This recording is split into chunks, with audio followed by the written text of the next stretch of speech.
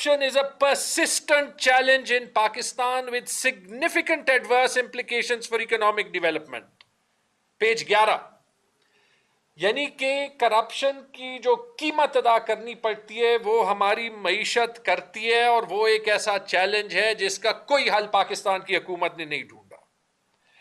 ٹھیک ہے جی، یہ ڈائریکٹلی بات کر رہا ہے، آپ پہ بات کر رہا ہے، صرف 70 سال کی بات نہیں کر رہا. یہ سمپل انگریزی میں لکھا ہے، یہ ہے پیج 21-22 پہ، اور یہ کوشش کرتا ہے، کہتا ہے کہ کرپشن کی ہم قیمت نکالیں گے. کتنی قیمت ہے؟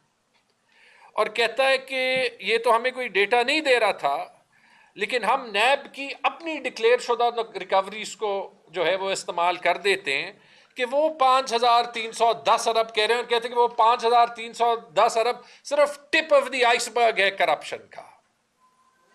5310 ارب روپے یعنی کہ کے پی کے بجٹ کا 3 گنا، پنجاب کے بجٹ جتنا، سندھ کے بجٹ سے 2 گنا سے بھی زیادہ کی ریکوری نیب دکھا رہا ہے. اب مسئلہ کہ capital investments have been undermined by concerns over vulnerability to corruption of judicial institutions.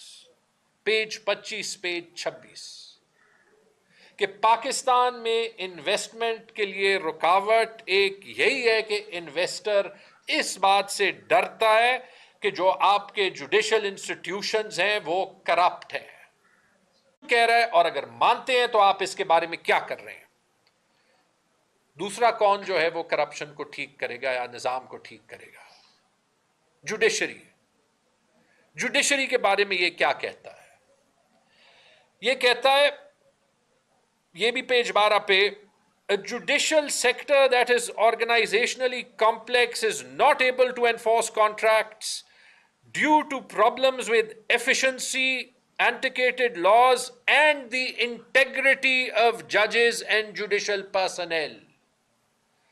ججز کی دیانتداری پہ اور ججز کی جوڈیشل پرسنل یعنی جو کورٹ کا سٹاف ہوتا ہے ان کی دیانتداری پہ سوال اٹھاتا ہے. آئی ایم ایف اٹھا رہا ہے.